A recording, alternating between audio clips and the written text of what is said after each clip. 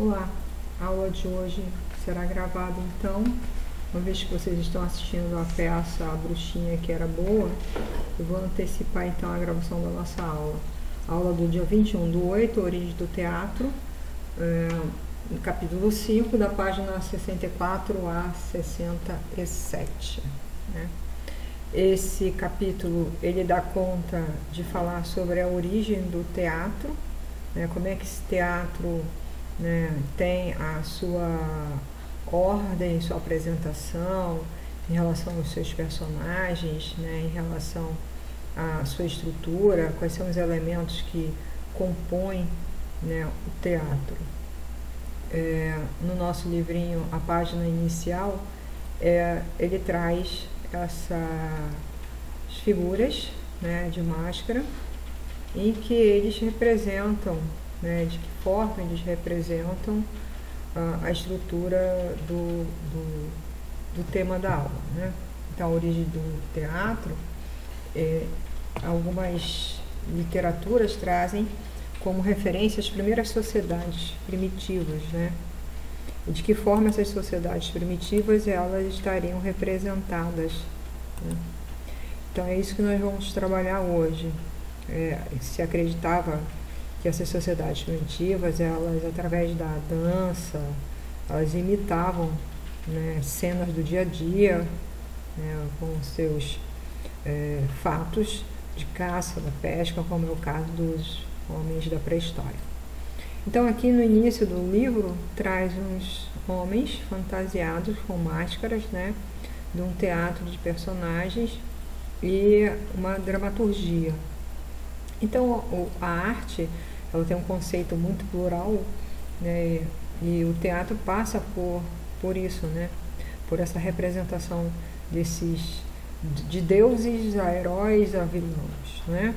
Então, o teatro vai aparecer na Grécia, né, na Grécia Antiga, por volta do século IV a.C., em função exatamente do quê? Em função desses festivais, né, dos teatros com a consagração do deus do vinho e da alegria, que é Dionísio. Então, o livro traz essas três perguntas iniciais: que título você daria à apresentação teatral retratada, né, aqui, para vocês fazerem isso no caderno de disciplina, não é para postar no planejador, mas no caderno da disciplina. Que título você daria à representação teatral retratada nesta imagem? Olhando para as imagens, vocês dariam qual título para essa peça, né? Identifique e analise os elementos artísticos representados. Aí você tem aqui a máscara, né, essa túnica, né, os adereços de cabeça, que aí cada um está com um diferencial. Você já assistiu algum espetáculo de teatro? Qual foi? Se nunca assistiu, como imagina que seja? É uma pergunta pessoal. E aí, né, inicia na página seguinte, agora eu era. É como se, né, iniciamos Era uma Vez. Então, como eu estava falando, o teatro ele vai surgir, né, com uma grande influência, e você tem a Grécia Antiga, e essa estrutura de teatro a partir dessas encenações que eu mencionei. Neste subtópico do assunto de vocês vão ver que você tem uma imaginação, ele vai fazer a encenação, a implantação dessa tragédia, da comédia, né, que são as farsas, os autos, são categorias que estão dentro dos gêneros teatrais, né, e o que se apresenta mais de gênero teatral é a tragédia e a comédia. Tá bem aqui, ó, tragédia e a comédia. O que é tragédia e o que é a comédia. Então, a tragédia, como o próprio termo diz, né, trágico, vem de trágico.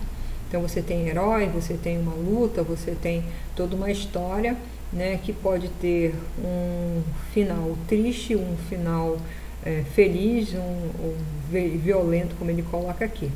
E a comédia é aquilo que faz rir, né? Tudo aquilo que nos deixa feliz ao final de uma grande história. Então, geralmente as comédias elas trazem uma história do dia a dia, né? Fazem, né, menção ao dia a dia. É claro que o teatro, a origem do teatro, né, surge a partir desse cotidiano do ser humano, dessas necessidades. O teatro ele vai popularizar muito tempo depois, né, quando essas festividades, essa festa toda que Dionísio fazia, né, em relação aos rituais, às procissões, aos recitais, né, e relacionado à colheita do vinho naquela região. Teatro grego, e aí você tem a Grécia Antiga que fala sobre isso, né, e os coliseus, que eram as arenas de apresentação, e você tem, né, como eu estava falando, o teatro grego.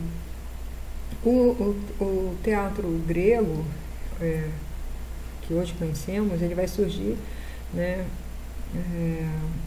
de acordo com os acontecimentos inusitados.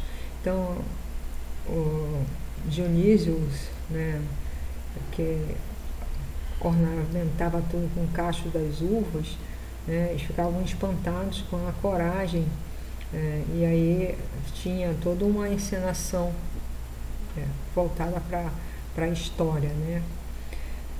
Então transformou-se o sagrado em profano, a verdade em faz de conta, né? A ilusão na realidade, a realidade em ilusão, e aí surge essa coisa cômica, essa coisa dramática do teatro. Paralelo a isso, havia vários acontecimentos socioculturais que vão surgindo, né? Construções de alguns lugares, né? O teatro eram construções ao ar livre. Deixa eu ver se tem uma foto de alguma arena aqui. Eram lugares livres. Não tem nenhuma foto de uma arena aqui. Ah, que pena, né? Que seriam os lugares onde não tem. Mas se você pegar e buscar no livro, na internet, vocês vão ver que as arenas onde eram representadas as peças, eles estavam em lugar livre, no ar, né? São construção ao ar livre, formadas geralmente em encostas, por conta dessa coisa da acústica, né? Então ela é semicircular. Havia uma estrutura de bancada, uma estrutura de palco, e a plateia ficava sentada nas pedras, que eram arquibancadas. Entra nessa história toda, né, a comédia dell'arte, que era a comédia que surgiu na Itália, e havia, né, essa coisa da farsa, né? Os atores, eles tinham que decorar as falas, eles tinham que trabalhar a sátira, né? Muita sátira, e eles decoravam isso. Era uma forma de todos fantasiados, né, com máscaras, e cada máscara caracterizada pelos seus papéis. Aí você tem aí as figuras da Arlequina, da Colombina, né, do capitão, do Pantaleão, do bobo da corte, né, do Arlequina também. São histórias que foram comédias e sátiras que foram trabalhadas, né, para definir essa coisa dos olhares estéticos também. É legal pensar na história da arte, porque você tem a recriação disso, né? Como isso variou, teve uma variação muito grande da sua evolução. Hoje o teatro você pode assisti-lo pela internet, em função da pandemia, né?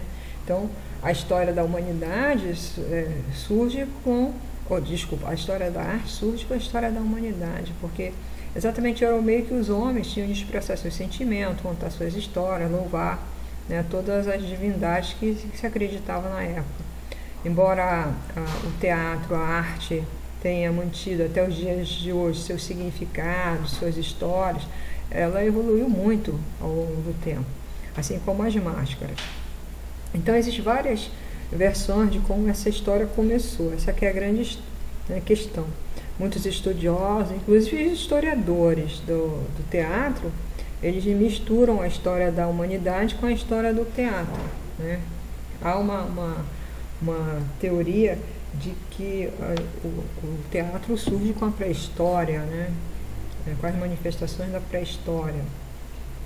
E é curioso isso, porque quando você pega a história do teatro e começa a estudar arte, você não tem como desfazer essa estrutura toda, né? Então, o significado desse estilo artístico, edifício, casa, ambiente, né, ele vai variar de acordo com o espaço. É legal também pensar nessa coisa da origem do teatro com a Grécia Antiga, né?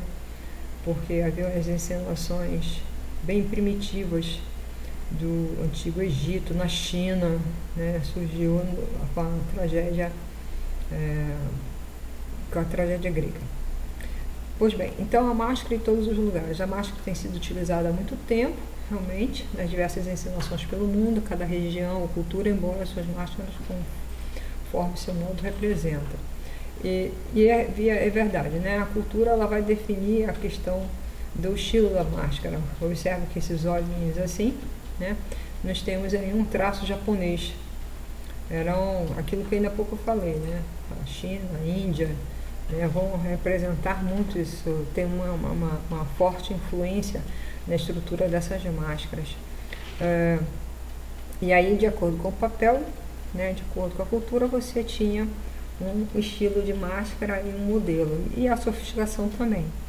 Teatro romano, né, é bem a característica romana mesmo, né? Vai surgir essas máscaras com as expressões, né, dos homens, né? São cerâmicas, são feitas com argila branca, né, e eles vão montando como hoje nós temos o couro, a madeira, tá? Só um pouquinho, por favor, deixa eu espirrar aqui, vou parar. Perdão, eu tive que espirrei aqui. Então, na tragédia há inúmeros personagens secundários, né? E aí você tem também na tragédia grega essa coisa dos personagens secundários e a mudança da estrutura da máscara, né? Porque você tem personagens mais clássicos, personagens menos clássicos, mais importantes, mais, né? E aí vai. Olha, como eu falei da Índia, né? Eu falei China, né? A Grécia, os gregos, a China, a Índia, desculpa, com essa representação. Então você veja a riqueza dos detalhes das máscaras, né? Muita máscara rica, porque a Índia, né? Um país do Oriente, traz essa riqueza da dança, a performance, esse conjunto todo. Então elas eram ornamentadas com ouro, com joias finas, todo um detalhamento, né, da riqueza dessas máscaras. Muito bonita essa máscara, se nós observarmos, muito rica. Olha o detalhe da coroa desse personagem, né? Extremamente rica. Rica, rica, rica. As cores também, elas vão representando, né? Tem toda uma simbologia de cor nessa. As máscaras gregas também, elas são símbolos, né, máximos do teatro. Essas festas todas retratam, né, o significado disso. É legal pensar na máscara do teatro, o simbolismo que elas trazem, né, de que forma elas foram compondo. Além do acessório, essas máscaras elas foram usadas também como representação folclórica, né? Folclórica e cultural. As máscaras do teatro, elas carregam muito simbologismo. Se olharmos para o detalhamento dessa máscara, que a gente consegue perceber, né, a quantidade de riqueza que existe aqui, né? Basicamente, na Grécia, né, eles remontam a questão da fertilidade do vinho, mas a história dessas máscaras para o teatro, elas trazem, né, uma celebração, um apogeu muito grande da civilização. São bonitas. Olha essa daqui, ó. Outra máscara extremamente bonita. Domínio dos deuses, né? Dos ancestrais. Eles faziam críticas à política, à sociedade, temas, né? É interessante, não obstante a tudo isso que eu já falei, as máscaras de teatro, máscaras gregas, elas vão expressar os sentimentos e emoções da época, né? Então tem todo um simbologismo da máscara do teatro, né? Primordialmente, essas máscaras, deixa eu colocar aqui em duplo aqui, né?